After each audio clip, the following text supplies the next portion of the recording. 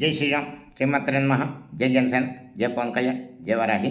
వందే మాత్రం వీక్షకులకందరికీ నమస్సుమాంజలు. ఆంధ్రప్రదేశ్లో జూన్ 1 నుండి చలనచిత్ర పరిశ్రమ ఎగ్జిబిటర్లు థియేటర్లు బంద్ పాటించాలని నిర్ణయించడం, దరిమిల చర్చలు జరుగుతున్నాం.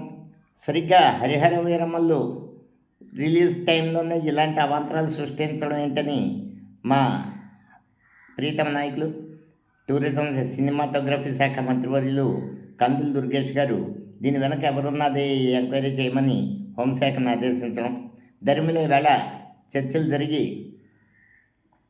థియేటర్ల మందు లేదు, యథావిధిగా కొనసాగిస్తాం, థియేటర్లు 30వ తారీఖున కమిటీ వేస్తాం.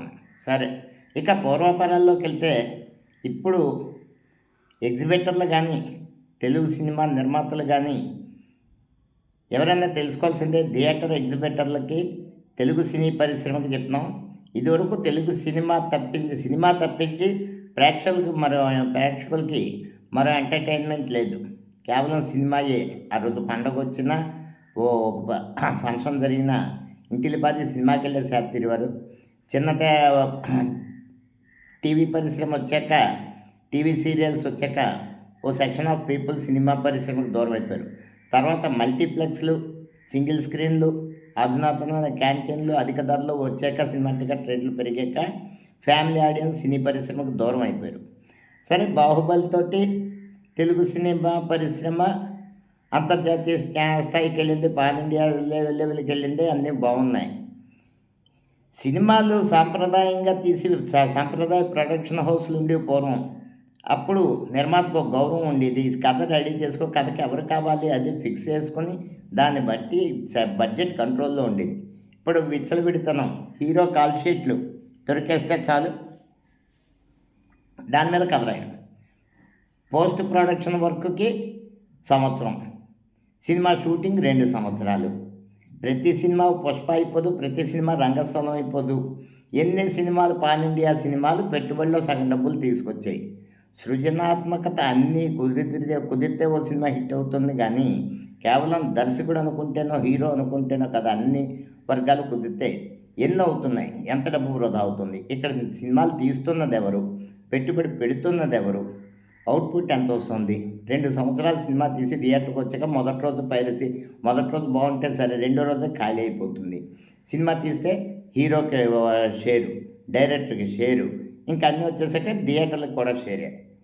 ఎందుకంటే మీకు ప్రత్యామ్నాయం వచ్చేసింది. ఈ రోజున ఓటీటీ పక్కన ఆల్టర్నేటివ్ ఉండగా మనం చెట్టెక్కి కూర్చుంటామంటే మంచిది కాదు. పూర్వం సాంప్రదాయమైన డిస్ట్రిబ్యూషన్ కంపెనీలు ఉండి, ఇప్పుడు థియేటర్లు టేక్ ఓవర్ చేసి ముఖ్యమైన 4 వ్యక్తులు మొత్తం అన్ని థియేటర్లు వాళ్ళు లీజుకు తీసుకుని వాళ్ళు దాన్ని రీమోడల్ చేసి నిర్వహిస్తున్నారు. మీకు ఇచ్చి అద్దె ఎగ్జిబిటర్లు వాస్తవం ఇందులో సంబంధం లేని విషయం. వాళ్ళకి నెలవారీ అద్దె ఇచ్చేస్తారు ఎగ్జిబిటర్లు, ఎవరైతే డిస్ట్రిబ్యూటర్లు ఉన్నారో. ఇప్పుడు ఎగ్జిబిటర్లను బంద్ అంటున్నది ఎవరంటే ఆ డిస్ట్రిబ్యూటర్లు. ఇక్కడ నిర్మాత పెట్టి ప్రతి దాంట్లోని భాగస్వామ్యం కావాలా అంటే, నష్టం వస్తే భాగస్వామ్యం పడతారా? ఎవరైనా హీరోలు పడతారు. పవన్ కళ్యాణ్ గారి సినిమా ఫ్లాప్ అయితే కొంత డబ్బు తిరిగి ఇచ్చేస్తారు, చిరంజీవి గారు తిరిగి ఇచ్చారు. అందరూ అలా చేయగలరా? అలాగే థియేటర్ ఓనర్లు నష్టం వస్తే ఆక్యుపెన్సీ లేకపోతే నష్టంలో వాళ్ళ షేర్ తీసుకోగలరా? ఒకసారి ఆలోచించాలి. ఎందుకంటే పరిశ్రమ అన్నది పతనావస్థలో ఉన్నప్పుడు కూర్చుని కొమ్మను నరుక్కునే విధానాలు ఎవరు తీసుకోకూడదు.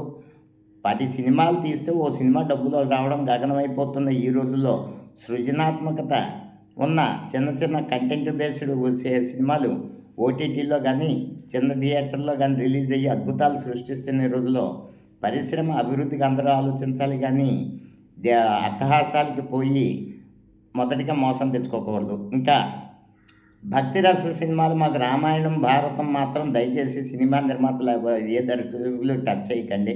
మాకు రామాయణం భారతం అంటే నాటి ఎన్టీఆర్, ఎస్వి రంగారావు, ఏఎన్ఆర్, కాంతారావు ఇంతమందిని చూసాం, ఎన్నో భక్తి రస చిత్రాలు చూసాం. అలాగే హిందీలో కూడా టీవీ సీరియల్ దేశం మొత్తం టీవీల ముందు అతుక్కుపోయేది ఆ సీరియల్ రామాయణం భారతం వచ్చినప్పుడు.